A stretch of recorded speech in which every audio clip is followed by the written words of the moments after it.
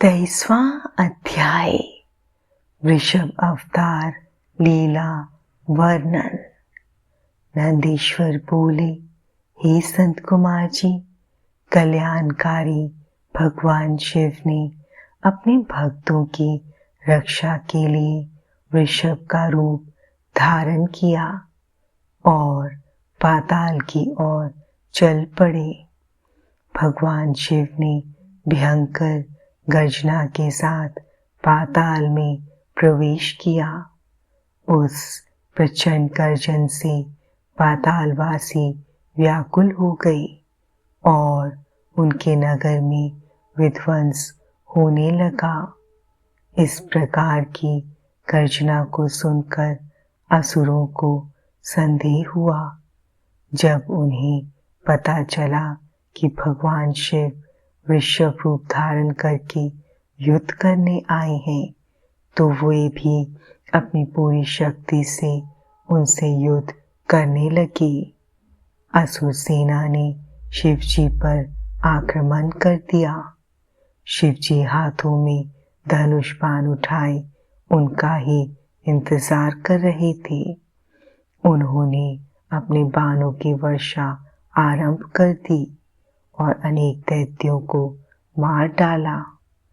बैल का रूप धारण किए हुए कल्याणकारी शिव जी ने अपने सींगों व खुरों से भी अनेक दैत्यों को मृत्यु के घाट उतार दिया और बहुत से दैत्यों को घायल कर दिया।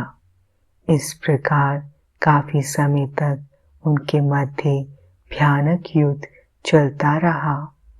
उधर दूसरी ओर असुरों ने विष्णु जी को भी अपनी माया से मोहित करके उन्हें अपने साथ मिला लिया था।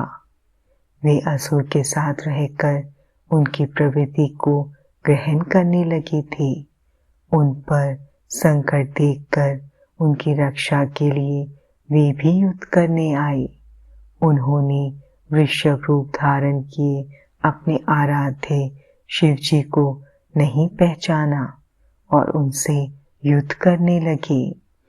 भगवान श्री हरि विष्णु ने वृषभ रूपी शिव जी पर अनेक अस्त्रों का प्रयोग किया, परंतु शिव जी ने सबको काट डाला।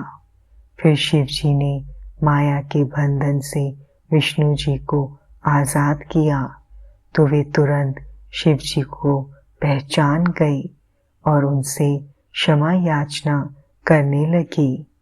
वे बोले, हे देवादिदेव, मैं मूर्ख हूँ जो अपने आराध्य स्वामी को नहीं पहचान सका और उनसे युद्ध करने लगा।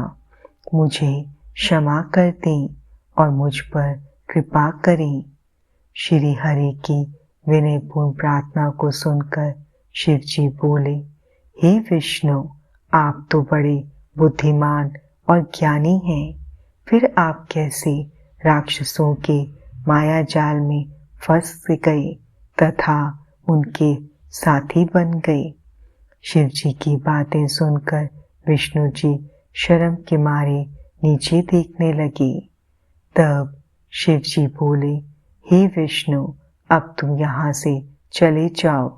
यह कहकर शिव जी ने उनका सुदर्शन चक्र ले लिया और उसके स्थान पर तेज सूर्य नामक दूसरा सुदर्शन चक्र उन्हें दे दिया।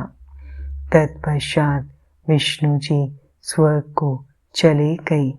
उनका मोह दूर हो गया था।